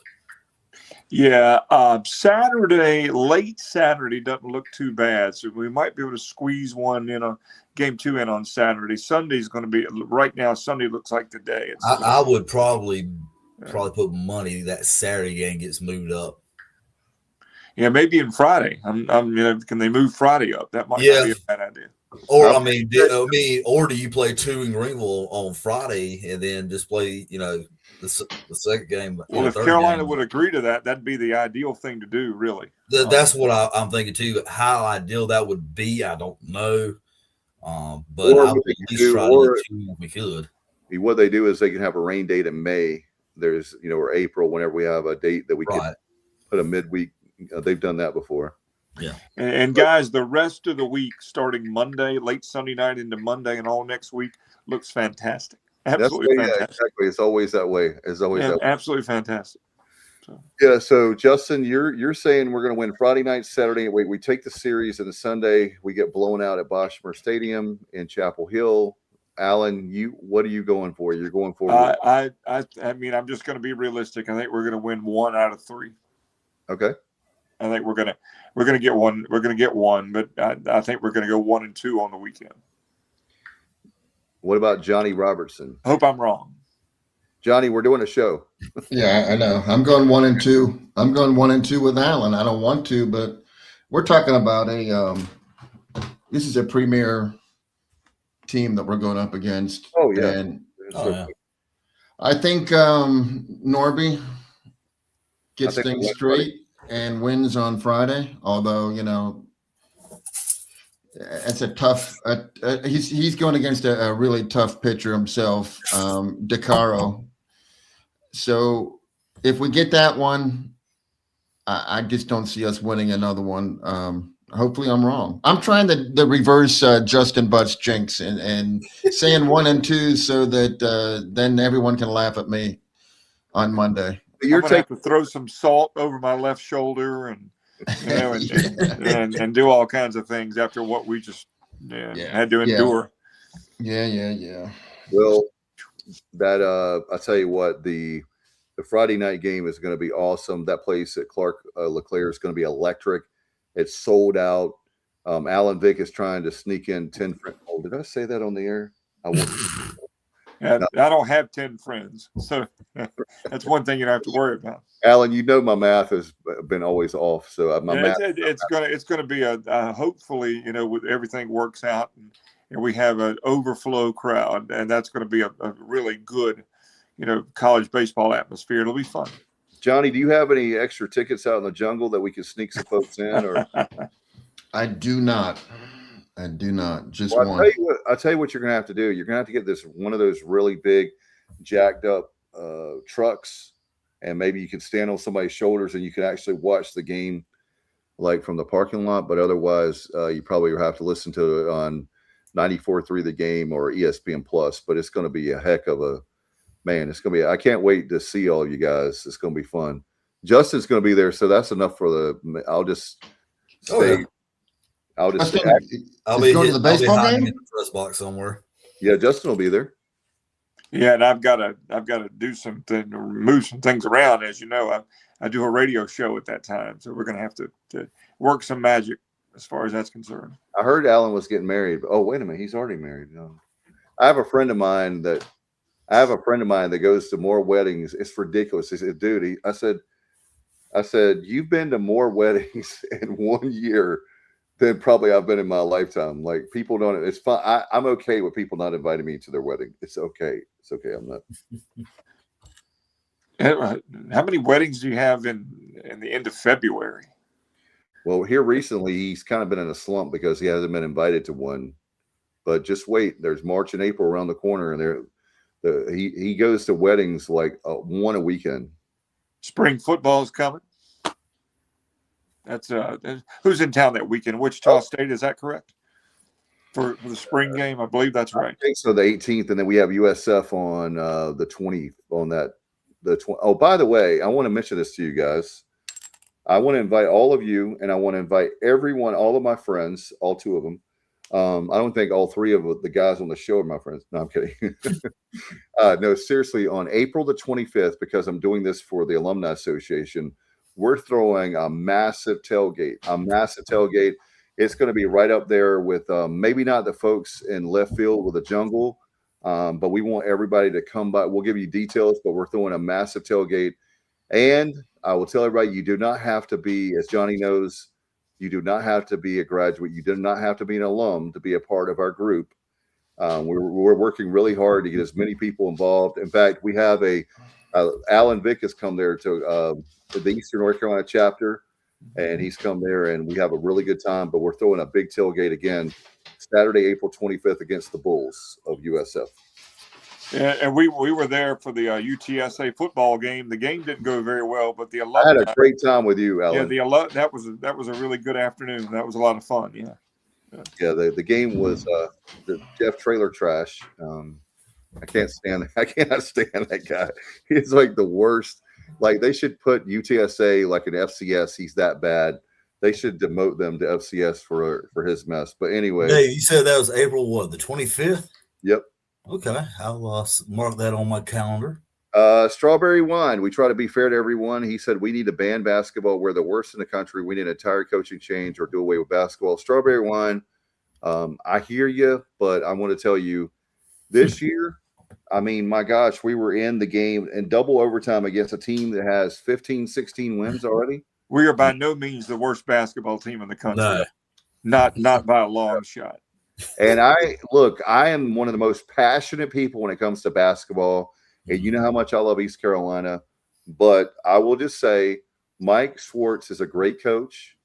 He really is. He's a great person. He's a great coach. And I'm going to tell you something. What it comes down to, and I've said this numerous times on this show, you got to spend more money on basketball. We're not spending enough on basketball. It has nothing to do. Look, let's just say hypothetically, and I don't want this to happen. Let's just say hypothetically, you fire Mike Schwartz. Guess what? Joe Dooley brought this up for Joe Dooley 2.0 after he was fired. We fire a coach a little over 4 years. Fire every coach. Guess what? Firing the coach is not working. What it tells you is Joe Dooley was a good coach. Jeff Lebo, good coach. I know he resigned, but we're having good coaches. The problem is we're not spending money on basketball. And until we make a commitment on basketball, then we're going to continue to be the way we are. Remember when Mike Schwartz was hired, he was a pretty hot commodity. Yes. He had other unproven. But he had other opportunities. He did, but I'm not anti-Mike Schwartz. I think everybody knows that. But I'm just going to say that we had money this year, more than we've ever had. We just need to spend it more wisely. How about that? And I'm not blaming Mike Schwartz for that. No. I'm just saying it just didn't work out. The pieces didn't fit together. Like we said, we had Emma Ruju and Riley Jordan and Gardner. It was a huge addition, but just the other people around them just not so good.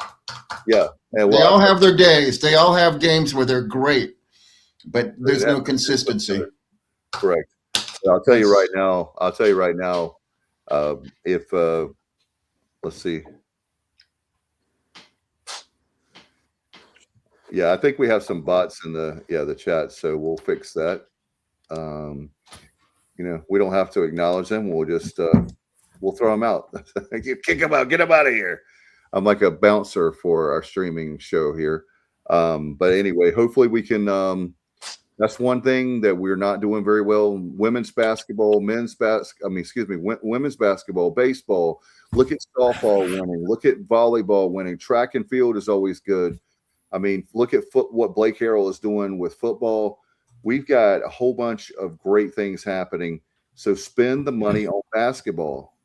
Yeah. I mean, that's what if you spend, we haven't done anything with promotions for basketball, and they deserve, men's and women's basketball deserve better than we have. We've done some things like the Sup Dogs thing. For men's basketball, they did a great job. So I know they did that. Mike Schwartz, all that. But we've just got to find a way to get more fans. And, if you spend millions of dollars on basketball, I'm talking about the program. I'm not even talking about NIL. The NIL was actually $1 million something, Johnny. I think we spent the right amount of money on basketball. It didn't work out as far as the players, but I will tell you, as far as the program itself, we need to be recruiting Eastern. Look at where Alan's from. He's from Farmville, North Carolina. Anywhere in Pitt County, Kinston, there's a lot of people. There's a lot of teams, towns, cities. look at my alma mater. Now it's Martin County High School.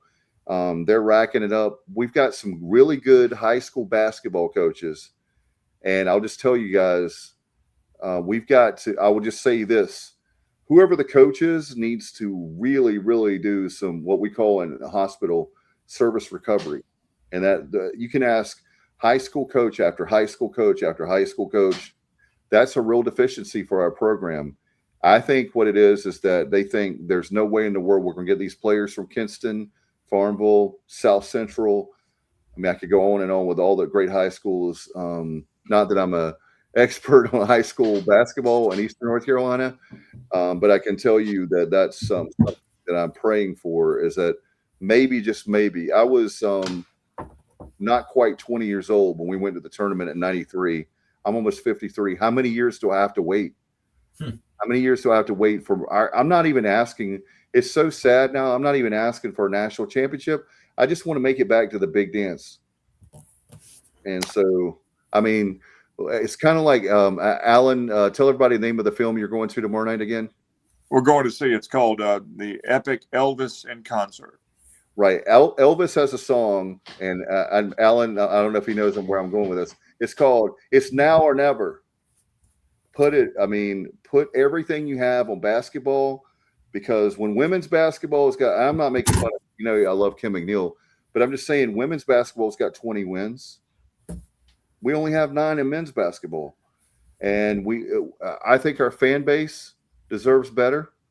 I think when I'll tell you guys some stuff off the air, that another thing I learned tonight, but there's a lot of money that we need to be putting towards men's basketball, and people can get mad at me, but when I give thousands, let me just say this. I'm giving a lot of money. Okay, guys, I give a lot of money.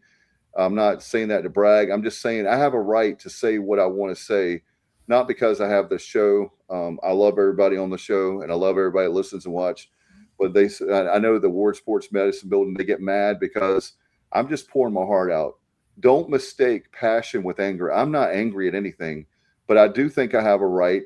And you were talking about Jeff Comfort earlier, Alan Vic. Had a little snafu there. I will give Jeff Comfort credit. He made me a better fan. He made me where I used to drink the Kool-Aid and never say anything outside the box as far as no hot takes, drink the purple Kool-Aid rather. But anyway, I don't want to ramble on. It's almost 10 o'clock, but I'm just very frustrated. I think there's a lot of people that are frustrated. I feel bad for Coach Schwartz and the players, the coaches, the staff, because they are putting a lot of time in. And hey, real quick, Dave, I don't know if we mentioned this on the show tonight. What's everybody's opinions on the contract extension for Blake Harrell and John Gilbert? We talked about it Sunday night, but we can talk about it again. Blake Harrell doing a phenomenal job. He deserves everything and then some that he's getting. I really like John Gilbert. I like him personally. I think he's done a good job with the hiring of coaches. I think he's done a good job with finances. We've talked about that. The only thing I have against John Gilbert is one thing. I truly mean this sincerely, is scheduling for football. Yeah. Football scheduling has been not good. And, we can do a bye game, and they're going to say Kyle from LaGrange went on, but David took his place. The bye games and FCS is the only thing they can schedule. And show me wrong. Prove me wrong. I am a big Gilbert fan. I'm not anti-Gilbert anybody. I'm not. But look at what we've scheduled since 2018, early 2019. It's been bye games. We have bye games, and we also have, for the most part, and we don't have any NC State games that are John Gilbert's credit. We don't have North Carolina. We don't have Duke. He just let them walk away from the Wake Forest series. And we have to go to Winston-Salem. We've got more of a fan base than Wake Forest. Are you kidding me? And I'm not anti-Wake Forest, but that's a terrible precedent.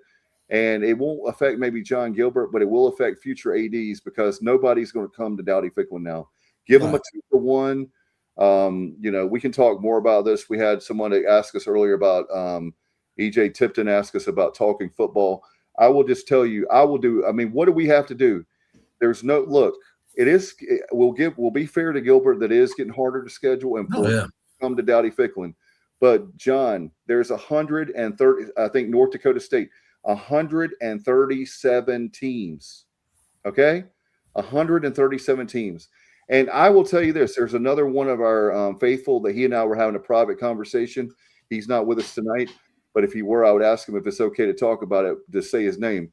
But I would just say he and I were talking about the East Carolina is a national brand. So we need to be playing a national schedule, meaning the Boise State series that was cut off. If it's UNLV, whoever we can get a home and home with, then for sure. But anyway, do you guys have any final thoughts? I see Alan's ready to get out of here, or he looks like he's getting ready. Hey, this is my normal stare, my blank stare of the evening. Okay. No, I totally agree with you. Everything you said, I have no disagreement at all with what you said. Well, I was gonna say, with the current, state of, I don't want to use the group of six, whatever you want to call us. We have a shot. Somebody's getting a playoff spot. The Boise State series in 26 and 28 just could have been so huge. Like, that's the one I dread the worst. I mean, Wake Forest, I'm sorry we lost that game. I understand they canceled, blah, blah. They canceled against Mississippi too. But the Boise State, that is really, that's a dagger, in my opinion. Yeah, I heard, I think it might have been Houston saying, why would we go to Idaho? I don't know. Boise State might be one of the biggest group of six teams ever. Why would we go? I don't know. Maybe because there's a thing, because we can be on national television. Maybe because we can grow our brand. We are not a small-time college in the South. No. And you know what? Even if Boise State had an off year and wasn't at their peak performance, a win at Boise State, it means something. It means something. It carries a lot of weight. So I regret that one. Yep, our fan, and then they have like Notre Dame. They have look, there's a lot of again, we're not going to get a home and home with Notre Dame. I'm not saying that, but I'm just talking about there's plenty of teams out there that want us to that would play us. We've just got to make the phone calls, and we can schedule. Why should we schedule FCS? We keep scheduling FCS. Anybody can schedule FCS. No, we got to have one a year, Dave. We got to. We have to. Well, I'm just talking about from the scheduling perspective. Is we've got to have there are people right now that do not buy our season tickets because it's weak. They'll say it's weak. We don't have that, and that we are missing out. I'm not talking about the people watching this show or that listen to us, whatever. I'm talking about we used to have a whole bunch of casual fans. We need those people back. You know why? Because they spend money.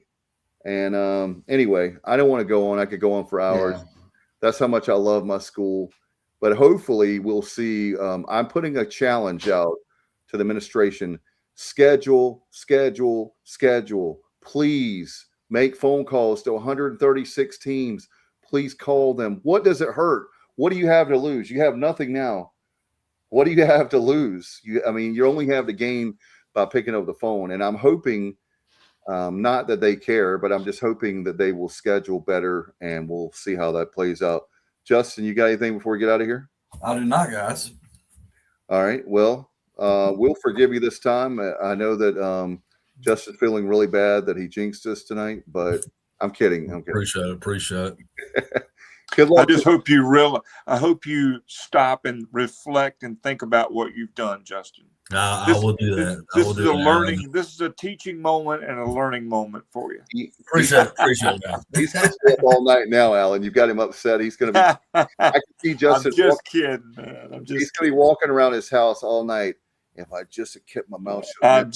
He knows I'm just kidding. No, Dave, I'm going to go get my hot tub right now. Just think about it and forget about it. That's what I'm going to do. All right. Well, guys, I hope you have a great weekend. Have fun at the Elvis movie. I'll be with you very soon on that. Good luck to the Pirates. Hey, we've got baseball. We'll have baseball. Obviously, we'll have our extra innings on Sunday night, and hopefully we can talk about 3 ball games. It might be 1, 2, who knows, but we'll find out how that turns out.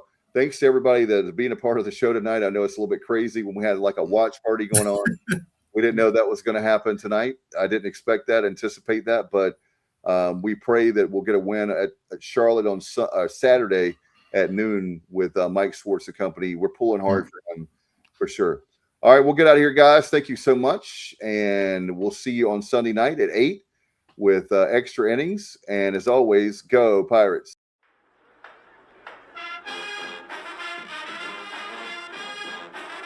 You're watching The Sports Objective, the podcast for Pirates.